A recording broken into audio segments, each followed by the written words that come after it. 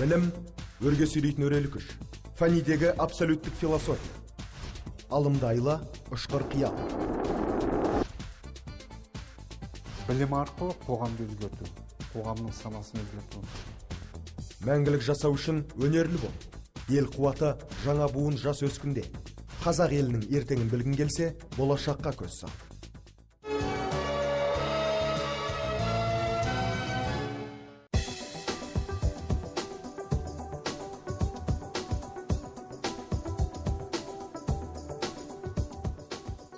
Бұл көрерменге танымал тележурналист Қанат Әуесбай. Қаламы қарымды, ойы озық, екпінді жігіт. Студенттік шағында коммерциялық телеарнаның біріне тілші болып жұмысқа тұрды. Қазаны тасып қайнап жататын жаңалықтардың мектебінен өте жүріп, ақпарат жинауды, сараптауды және таратуды тез меңгерді. Бір жылдан соң республикалық жетекші телеарнаның Апта КЗ сараптамалық бағдарламасын жүргізу мәртебесіне ие болды. Қанаттың өмірін өзгерткен осы бағдарлама еді.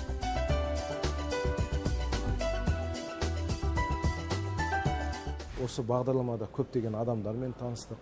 Бұл да өзіндік осы журналистік жолының бір белесі, бір шыңы, бір асуы деп білем.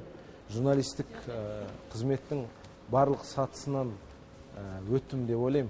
Өйткені меншікті тілші де болдық, арнайы тілші де болдық, шеф-редактор да болдық.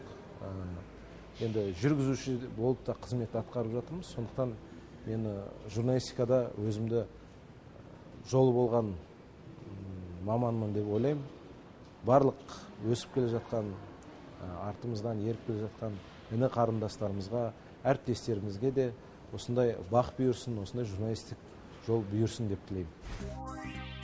Қанат Әуесбай 1999-2004 жылдар аралығында Алматыдағы Әл-Фараби атындағы Қазақ ұлттық университетінің журналистика факультетін оқып бітірді. 2004-2008 жылдары осы университеттің аспирантурасын тәмамдады.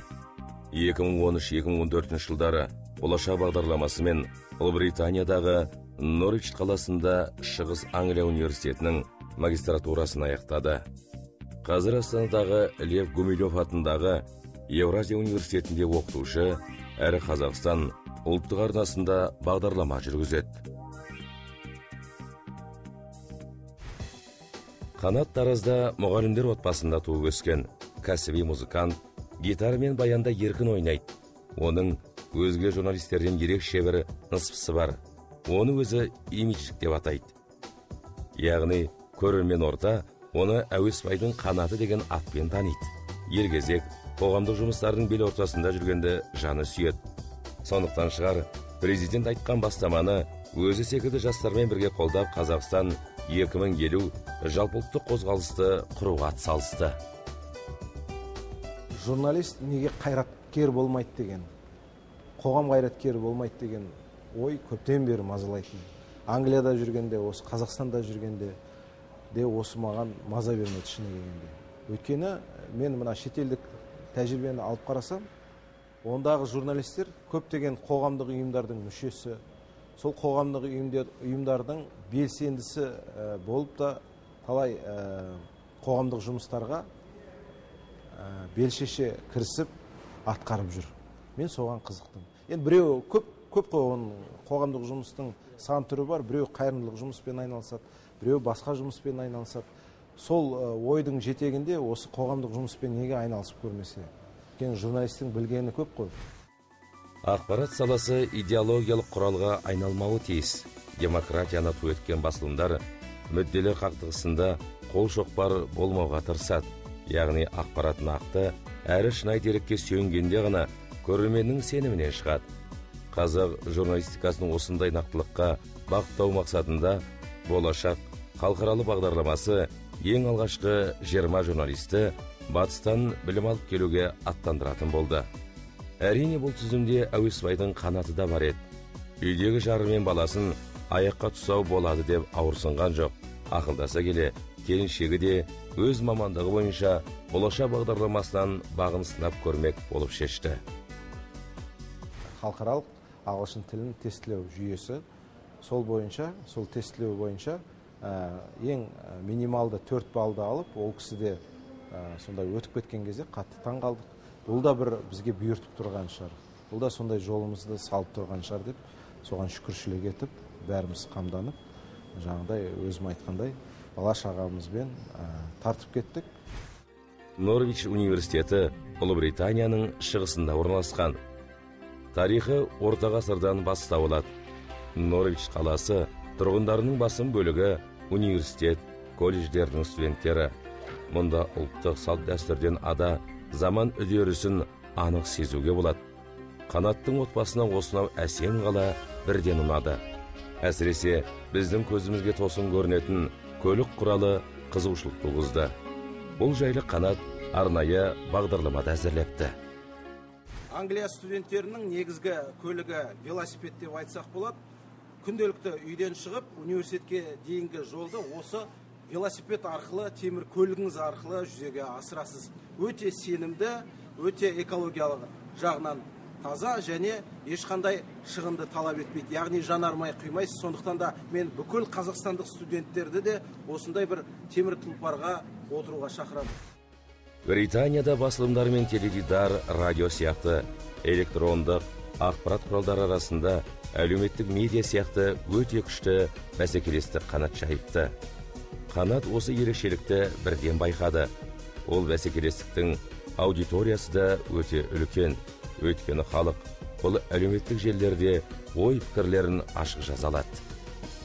Әлемдік телевизияның жаңағы атасы болған, әлемдік телевизияның түпқазығы болған Англияда жаңағы оқыдық.